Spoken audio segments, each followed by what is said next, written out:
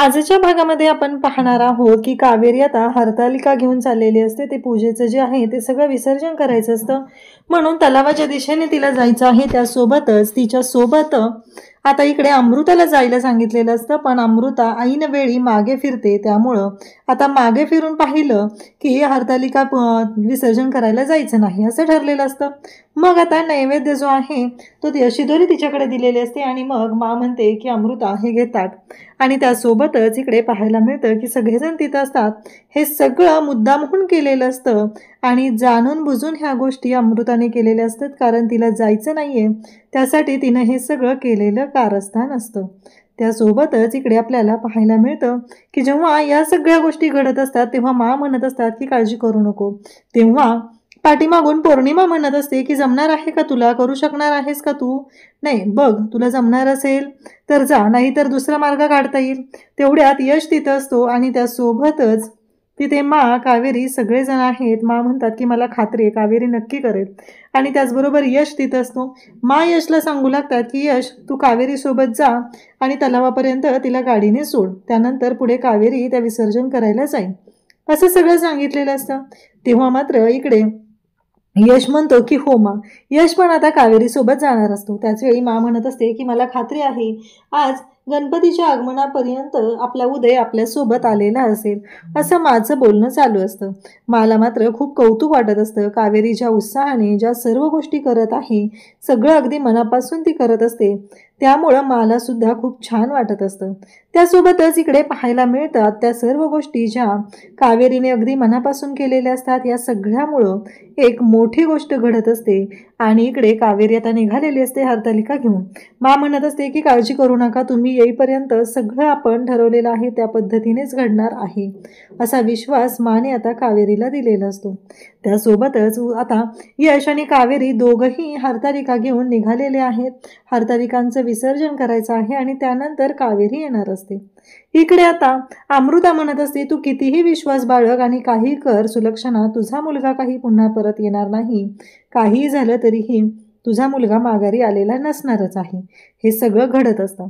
त्याचवेळी सुलक्षणा मात्र तिच्या मनामध्ये एक इच्छा तिनं ठेवलेली असते की काही झालं तरीही माझा उदय परत येणार आहे याची खात्री तिच्या मनात असते आणि म्हणून तर तिने उदयच्या बाबतीत एवढं पॉझिटिव्ह असते. पण आता इकडे घरामध्ये बाप्पाचं आगमन होणार आहे, त्यासाठी सगळी तयारी चालू असते. यामिनी आणि त्याचबरोबर विद्या दोघीही सगळी तयारी करत असतात आणि मग यामी म्हणत असते की जमलं ना, होतंय ना व्यवस्थित असं ती सांगू लागलेली असते. तेव्हा मात्र विद्या म्हणत असते की नाही नाही झालं आणि पुन्हा म्हणते की हो झालेलं आहे असं तिचं बोलणं चाललेलं असतं. यामी मात्र पाहत असते विद्याचं नक्की काय चाललंय, म्हणून ती विद्याकडे पाहते. तेवढ्यातच दारात कोणीतरी आलेलं असतं आणि हे धर्माधिकारी यांचंच घर आहे का असं आवर्जून विचारलं जातं. तेव्हा दोघीही धावत जातात. हो, धर्माधिकारी यांचंच घर आहे. काय झालं? नाही, हे पोस्टर जे आहे ना तुम्ही इथे ठेवलेलं होतं. तेव्हा ह्या दोघी सांगतात की हो, काय झालं, तुम्हाला काही समजलंय का? आणि हा उदय धर्माधिकारी आमच्याच घरचा आहे. तेवढ्यातच माला बोलवले जातं. मा सुद्धा धावत येते. मा म्हणू लागते की काय झालं? तेव्हा ते सांगू लागतात की उदय धर्माधिकारी. मा सांगू लागते की हो, माझा मुलगा. मग त्यावेळेस ते बोलायला सुरुवात करतात की नाही, मला तुम्हाला काही सांगायचं आहे, कारण उदयचा जो ॲक्सिडेंट झालेला होता तो आमच्या गावाच्या शेजारीच झालेला होता आणि त्यानंतर मग तो बरेच दिवस बेशुद्ध होता. त्याला आम्ही सांभाळलं आणि त्यानंतर जेव्हा उदय शुद्धीवर आला, मा म्हणतात की आत या, तुम्ही आत येऊन बोलूया आपण असं मा सांगू लागते. तेव्हा मात्र आता माने त्यांना दोघांनाही आत बोलवलेलं असतं आणि त्यासोबतच त्यांच्याशी मा बोलू लागते. इकडे यश आणि कावेरी दोघंही पोचलेले असतात तलावाच्या तिथे आणि कावेरी आता तलावामध्ये विसर्जन करण्यासाठी घेऊन चाललेली असते. त्याचवेळी यश तिथं असतो आणि यश पाहतो कावेरीला अचानक चक्कर येऊ लागते. यशच्या लक्षात ही गोष्ट आलेली असते. यश कावेरीला सावरण्यासाठी पुढे जातो आणि कावेरीला म्हणतो काय होतं, थांबा जरा इथे असं म्हणत कावेरीला तो थांबवतो आणि कावेरीला म्हणू लागतो की काळजी करू नका असं म्हणत कावेरीला त्याने आधार दिलेला आहे, तिला थांबवलेला आहे. आणि त्याचवेळी कावेरी म्हणत असते की नाही, तसं नाही आहे, आणि कावेरीला तो सावरतोय. अगदी कावेरीला म्हणत असतो की नक्की काय होतंय, कशामुळं होतंय, असं सगळं बोलणं चाललेलं असतं. त्यासोबतच इकडे पाहायला मिळतं ते म्हणजे की यशने कावेरीला सावरलेला आहे. तो पाणी आणून देतो. कावेरी म्हणते की नाही नकोय मला, माझा निर्जळी उपवास आहे. तरीही कावेरीचं तो ऐकत नाही. तो म्हणतो की मान्य मला उपवास आहे, पण जीवापेक्षा काही मोठं नाही आहे. हे घ्या, पाणी घ्या, मी काहीतरी फळं वगैरे खायला घेऊन येतो. निर्जळी उपवास करायची काही गरज नाही, असं कावेरीला तो सांगू लागतो. त्याच वेळी कावेरी म्हणत असते पण यश मात्र ऐकायला तयार नसतो. कावेरीला तो जबरदस्ती पाणी देतोय. ती म्हणते एकतर माझा निर्जळी उपवास होता, आता तुम्ही पाणी प्यायला दिल्यामुळं मला माझं निर्जळी उपवासाचं व्रत मोडलेलं आहे. तेव्हा मात्र यश तिला सांगत असतो की नाही काही होणार नाहीये, हे पाणी घ्या, असं म्हणत यश तिला जबरदस्ती पाणी देतो आणि त्यासोबतच तिच्याशी बोलत असतो. इकडे मात्र कावेरी म्हणते की चालेल. मग कावेरीला तिथेच बसायला सांगून यश आता फळं आणण्यासाठी जातो. तो म्हणतो थांबा, इथे मी आलो, असं म्हणत कावेरीसाठी तो फळं आणायला जात आहे. यश फळं आणाय तर गेलेला आहे, परंतु कावेरी मात्र शांतपणे तिथं असते. आता हे जे आलेले असतात त्यांना आत घेतलेलं असतं. मला त्याचबरोबर घरातील कोणाला काहीच माहिती नसतं की ही आलेली व्यक्ती कोण आहे, हे सगळं काय आहे. अशा पद्धतीने घरामध्ये वातावरण सुरू झालेलं असतं.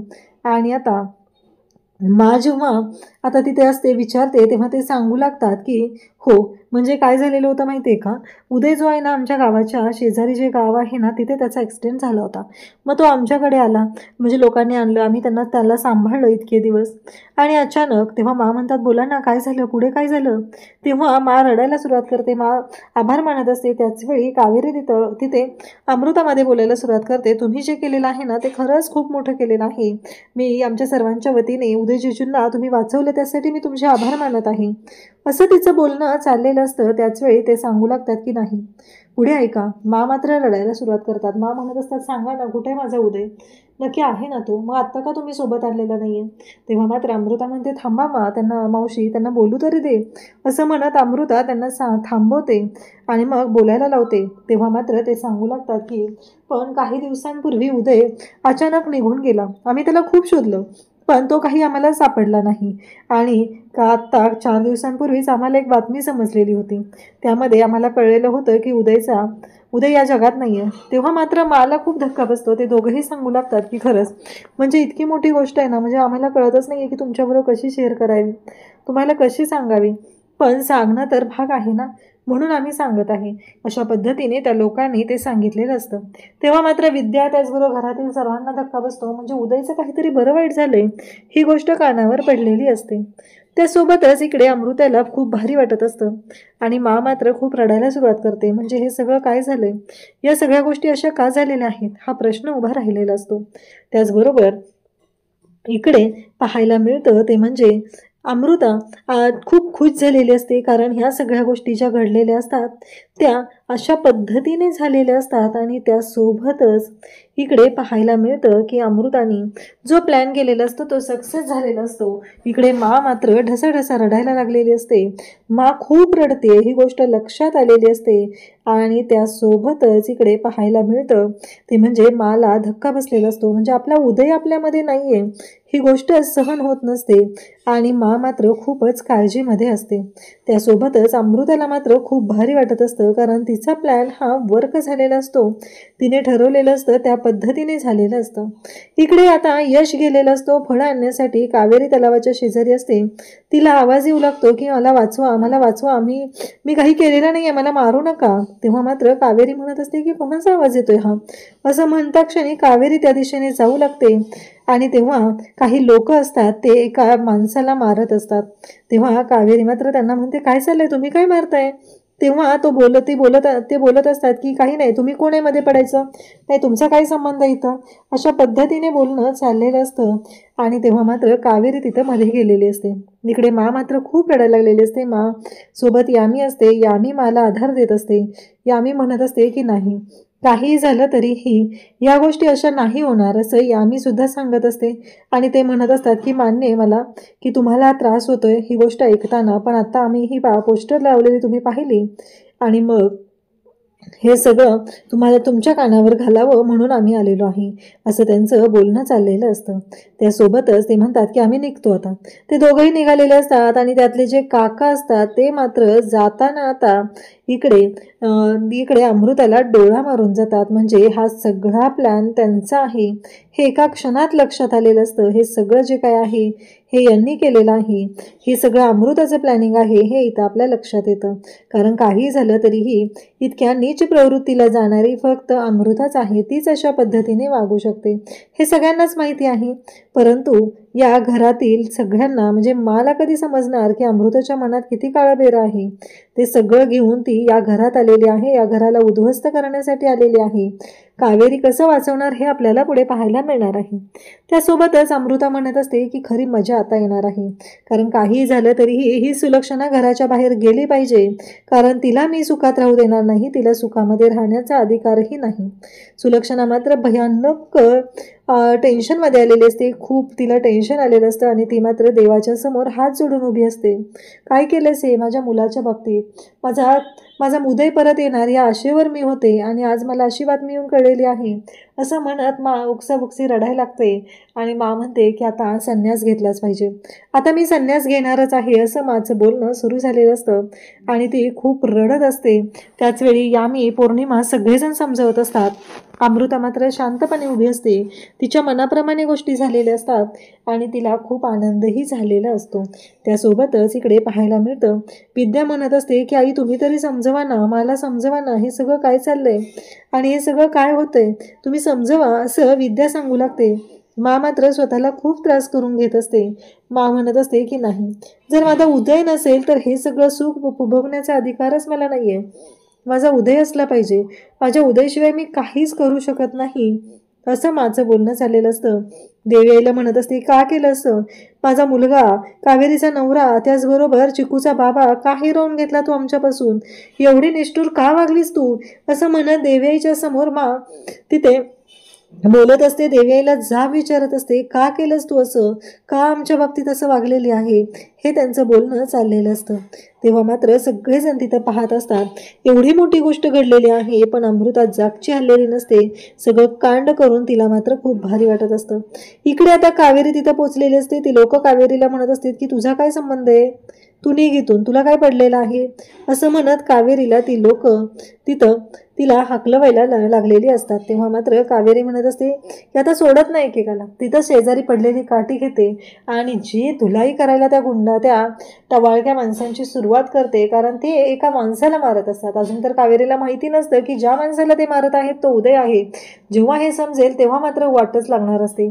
इकडे विद्या लाडू बनवलेले असतात. ते लाडू डब्यात भरून ठेवत असते. विद्या म्हणत असते की नाही, मला ना कळतच नाहीये आणि मला माहिती आहे माझं मन मला असं का सांगतंय. कुणी काही सांगितलं असलं तरी मला माहिती आहे की उदय भाऊजी जिवंत आहेत, उदय भाऊजी नक्की येणार आहेत असं विद्याचं बोलणं चाललेलं असतं. त्यासोबतच विद्या म्हणत असते की उदय भाऊजींना आणण्यासाठी काहीही करायला मी तयार आहे असं तिचं बोलणं चाललेलं असतं. आणि त्यासोबतच इकडे पाहायला मिळतं की मा मात्र खूप रडत असते. मला कळत नसतं की या सगळ्यातून काय मार्ग काढायचा आहे आणि माझ्या डोक्यातले विचार काही केल्या संपत नसतात. त्यासोबतच इकडे पाहायला मिळतं ते म्हणजे की ते शब्द माझ्या कानातून जात नसतात. कारण एवढं सगळं झालेलं असतं तरीही आपल्या मुलाच्या बाबतीत असं झालेलं आहे ही गोष्टच मला सहन होत नसते. त्यासोबतच मा इकडे पाहू लागते. माने आता गजरा काढलेला असतो, अंगावरचे दागिने सगळे काढत असते आणि आता माने संन्यास घ्यायचं ठरवलेलं आहे. म्हणजे माने ठरवलेलं होतं की हे घर सोडून जाणार आहे. जेव्हा माझा उदय येणार नाही ही गोष्ट मला कळेल किंवा माझा उदय गणपतीपर्यंत येऊ शकणार नाही हे जर मला कळलं तर हे घर सोडून जाणार आहे. कावेरीने इकडे चांगलीच धुलाई करायला सुरुवात केलेली असते. अगदी दांडकं हातात घेतलेलं असतं आणि त्या लोकांची ती धुलाई करत असते. त्याचवेळी मा तिथं असतात. मा इकडे आता सगळे दागिने काढून ठेवत आहेत आणि समोरच ती व्यक्ती पळत चाललेली असते. कावेरी त्यांना वाचवण्याचा प्रयत्न करत असते पण कावेरी काही तिथपर्यंत पोहोचू शकत नाही. कावेरी त्यांच्या मागे पळत जाते. बाकीची जी माणसं असतात त्यांचीही धुलाई करते पण एका व्यक्तीने मात्र तो जो गरीब कोणी आहे त्याला तिकडे अगदी दरीच्या कडेला नेलेलं असतं. कावेरीला तो क्षण आठवतो. तिकडून ती व्यक्ती ओरडत असते मला नाही, मला जगायचं आहे, मला पडायचं नाही आहे असं बोलणं तिच्या कानावर येत असतं. म्हणजे तिच्या बाबांच्या बाबतीत हप्पूच्या बाबतीत जे झालेलं होतं तो प्रसंग तिला आठवत असतो आणि इकडे हे गुंड मात्र तिला त्रास देत असतात. त्यासोबतच इकडे मा मात्र दरवाजा उघडत नसते. घरातले सगळेजण खूप टेन्शनमध्ये आलेले असतात. आता काय करायचं, मा का दरवाजा उघडत नाहीये? मा दरवाजा उघड म्हणून सगळेजण दरवाजाच्या बाहेर असतात, ओरडत असतात. माने मात्र सगळे दागिने काढून ठेवलेले असतात. माने ठरवलेलं असतं की माझा मुलगा जर माझ्याबरोबर येणार नसेल आत्ता, त्याच्या आयुष्यात बाबतीत जे घडलेलं आहे ते जर घडणार असेल तर मला मात्र विचार करावा लागणार आहे. मला हे घर सोडून जावंच लागणार आहे. माझ्या मुलाचा प्रश्न आहे, असं माचं बोलणं चाललेलं असतं.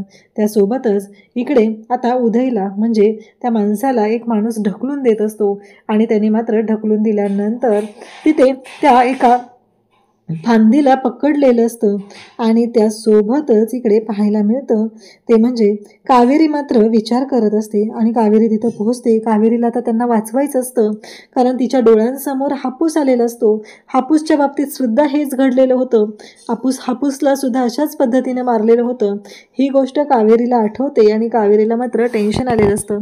इकडे आता काका येतात. त्यांना विद्या म्हणू लागते की बघा ना काका, तुम्ही सांगा ना का मा दरवाजा उघडत नाही आहेत, मला तुम्ही दरवाजा उघडायला सांगा ना. हे सगळं बोलणं चाललेलं असतं. आणि तेव्हा मात्र इकडे काका म्हणत असतात की मंडळी काय झाले. मग सगळ्या गोष्टी आता काकांना सांगितल्या जातात. घरी 2 माणसं आलेली, त्यांनी जो प्रसंग सांगितलेला आहे ते सांगितल्यानंतर काका म्हणत असतात की हे बघा मंडळी, जे आपल्या नशिबात आहे ते घडत आहे, असं म्हणून आपल्याला विषय सोडावा लागणार आहे. तुम्ही असा विचार नका करू, स्वतःला त्रास नका करून घेऊ, असं त्यांचं बोलणं चाललेलं असतं. आणि तेव्हा मात्र काका इकडे समजवत असतात. ते म्हणत असतात की काहीही झालं तरीही मंडळी या गोष्टींचा विचार करणं सोडून द्या. आत्ता या सगळ्या गोष्टी विचित्र पद्धतीनं झालेल्या आहेत, त्यामुळं आपल्याला या सगळ्या गोष्टी आता विचार कराव्याच लागणार आहेत, असं म्हणत ते समजवत आहेत. मा दरवाजा उघडते, पण माने पांढरी साडी नेसलेली असते, सगळे दागिने काढून ठेवलेले असतात आणि मा म्हणत असते की आता मी निघाले कारण मी संन्यास घ्यायचं ठरवलेलं आहे. तर आता मा निघालेली आहे. इकडे अमृता म्हणत असते की चला, एक इच्छा पूर्ण झालेली आहे कारण अमृताने ठरवलेलं असतं की माला घराबाहेर काढायचं, तिच्या कुटुंबापासून तिला बाहेर काढायचं, दूर लोटायचं आणि त्यात ती सक्सेस झालेली असते. इकडे उद्याच्या भागात आपल्याला पाहायला मिळतं की मा निघालेली असते, सगळेजण ओरडत असतात. यामी ओरडत असते की मा जाऊ नको, मा जाऊ नको. आणि समोरून कावेरी उदयला घेऊन येताना दिसते. कावेरीच्या हातात बाप्पा असतात आणि पाठीमागं यश उदयला घेऊन येत असतो. वाजत गाजत उदयला घरी आणलेलं असतं आणि मा मात्र कावेरीकडे पाहतच राहतात. माला खूप आनंद झालेला असतो. शेवटी मा इकडे उदयला सांगत असतात की अखेर तुझ्या बायकोनेच तुला आणलेला आहे. तेव्हा उदय मात्र म्हणत असतो की कोण बायको, कोणाची बायको, माझी कोणीही बायको नाहीये, असं उदय बोलत असतो. म्हणजेच उदयचा मेमरी लॉस झालेला आहे. अशाच अपडेटसाठी चॅनलशी कनेक्ट राहा. थँक्यू.